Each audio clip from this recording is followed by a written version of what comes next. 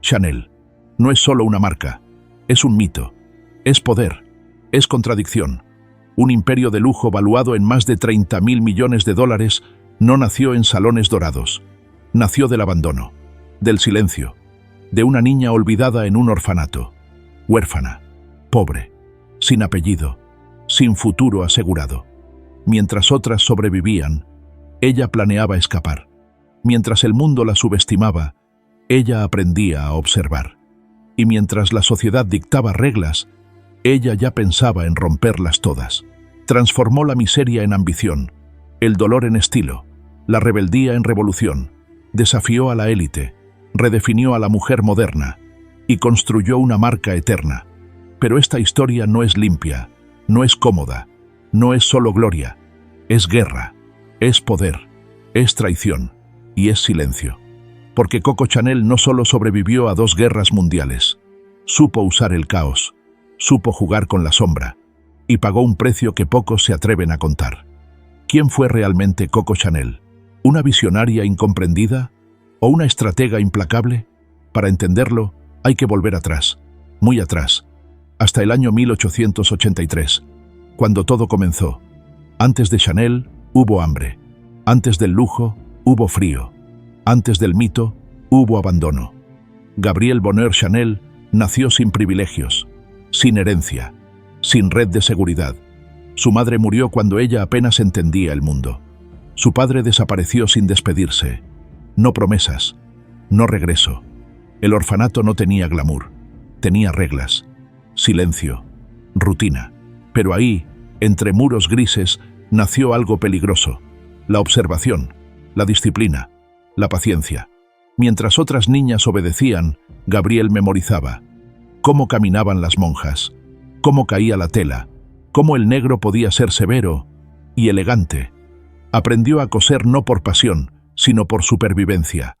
Cada puntada era control, cada costura, una forma de escapar. El mundo exterior no esperaba nada de ella, y eso fue su ventaja.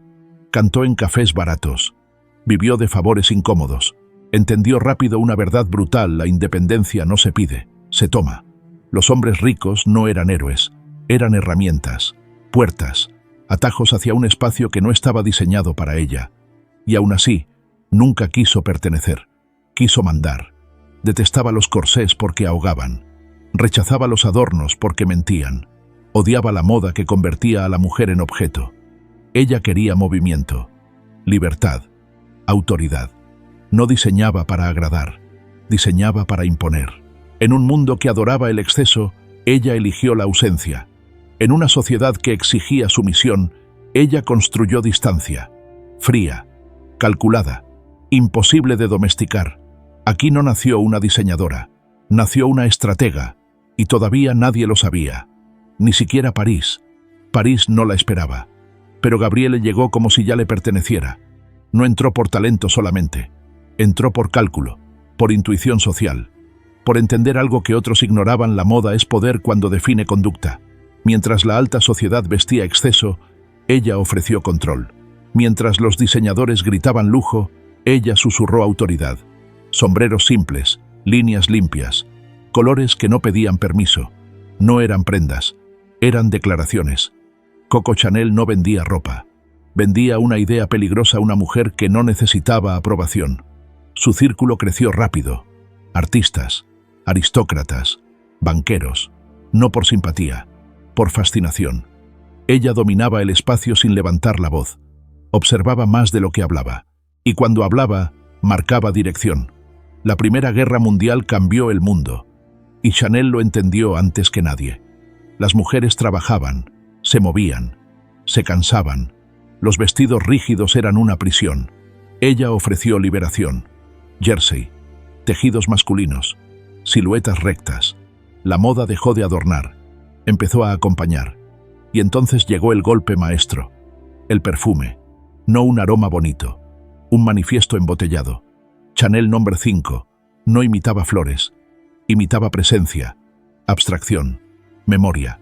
Un perfume que no explicaba a la mujer, la afirmaba. Con eso, Chanel dejó de ser diseñadora.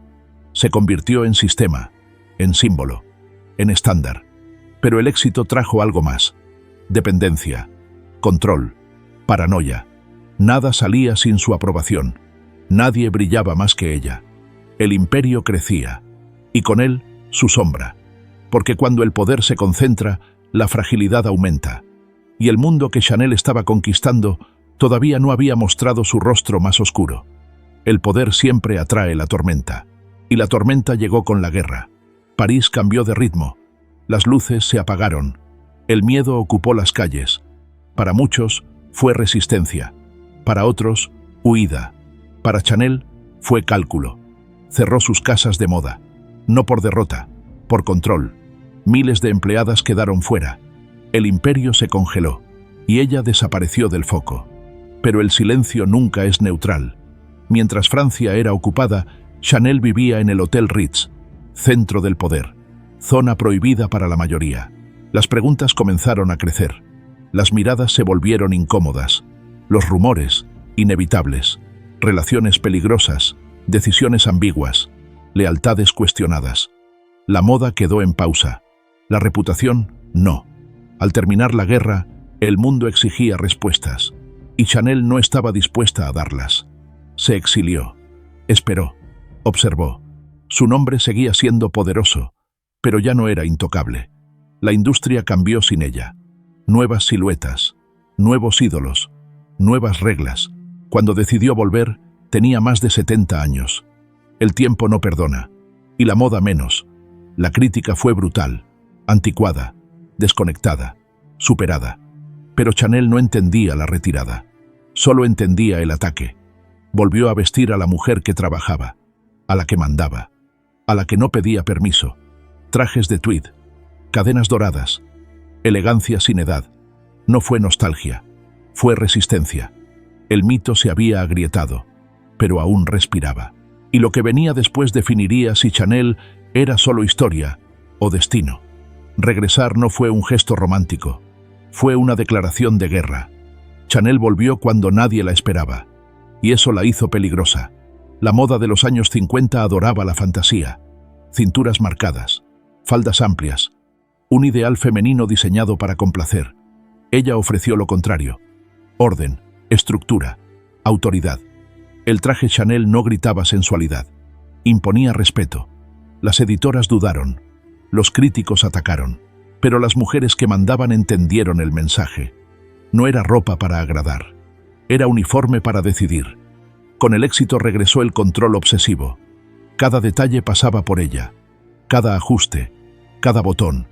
La casa no funcionaba como empresa, funcionaba como extensión de su carácter, fría, exacta, implacable. No formó herederos, no delegó poder real. Chanel era ella, y ella era Chanel. Ese fue su mayor triunfo, y su mayor error. Porque los imperios personalistas brillan fuerte, pero tiemblan cuando el centro desaparece. Aún así, el mundo volvió a rendirse. Hollywood, la élite europea, las mujeres que no necesitaban permiso. Chanel había ganado otra vez, pero ya no tenía tiempo. Cuando murió, dejó un vacío enorme, un nombre legendario, un estilo eterno, y una pregunta incómoda: ¿cómo continuar sin la creadora? La respuesta transformaría a Chanel para siempre, y demostraría que incluso los mitos pueden ser reinterpretados. Cuando Coco Chanel murió, no dejó un plan, dejó un silencio. Chanel seguía siendo un nombre poderoso, pero sin voz, sin dirección clara, sin la figura que imponía orden. Durante años, la casa sobrevivió del pasado, del traje, del perfume, del recuerdo. La moda avanzaba rápido, nuevas generaciones, nuevos lenguajes, nuevas provocaciones. Chanel corría el riesgo de convertirse en museo, elegante, respetado, irrelevante. Y entonces llegó la decisión que lo cambiaría todo: traer a alguien capaz de tocar el mito sin destruirlo. Karl Lagerfeld entendió algo esencial. Chanel no debía copiar a Coco, debía dialogar con ella.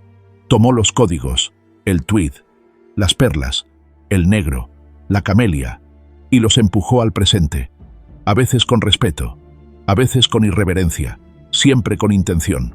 Con él Chanel volvió a provocar, a incomodar, a dominar titulares. El lujo dejó de ser silencio. se volvió espectáculo, imagen, narrativa global. Pero el sistema también cambió. La presión aumentó, la velocidad se volvió brutal. El error ya no era permitido. Chanel volvió a ser cima, y la cima siempre es solitaria. Modelos, creativos, equipos enteros giraban alrededor del ritmo de la casa. Brillar ahí significaba existir. Salir significaba desaparecer. La marca sobrevivió, creció, se convirtió en imperio absoluto. Pero la pregunta seguía intacta: ¿cuántos pueden resistir ese nivel de exigencia? Porque Chanel sigue elevando íconos, pero el precio nunca baja. Hoy, Chanel no es solo moda, es sistema, es cultura, es control absoluto del deseo. No cotiza en bolsa, no responde a tendencias pasajeras, marca el ritmo sin pedir permiso. Cada desfile es un mensaje, cada campaña, una declaración de poder, cada embajadora, una pieza estratégica. Pero detrás del brillo impecable existe una maquinaria precisa que no se detiene por nadie. La presión ya no es personal, es estructural. Creativos que trabajan contra el reloj, modelos expuestos a estándares inalcanzables, equipos enteros atrapados en la perfección constante. El error no escandaliza, desaparece. Chanel no cancela, sustituye. El legado de Coco sigue presente. La disciplina, el silencio, la distancia emocional, la estética comunica libertad. El sistema exige resistencia. Quien entra, entiende rápido una regla: aquí se pertenece mientras se rinde. Y aún así, todos quieren estar ahí, porque Chanel sigue siendo cima, y la cima sigue prometiendo eternidad. Pero la historia ya lo dejó claro: el lujo no protege, el poder no abraza, la moda no espera. Chanel eleva, Chanel exige, Chanel continúa. La pregunta no es si cambiará. La verdadera pregunta es quién será capaz de sostenerlo sin romperse. Chanel sobrevivió a su creadora, a la guerra, al escándalo, al paso del tiempo. Pocas casas de moda pueden decir lo mismo. Su legado no está solo en el tweed, ni en el perfume, ni en el logo. Está en una idea más incómoda: el lujo no es refugio, es prueba. Chanel enseñó al mundo que la elegancia puede ser disciplina, que la libertad puede construirse con reglas, y que el poder, cuando no se cuestiona, cobra factura.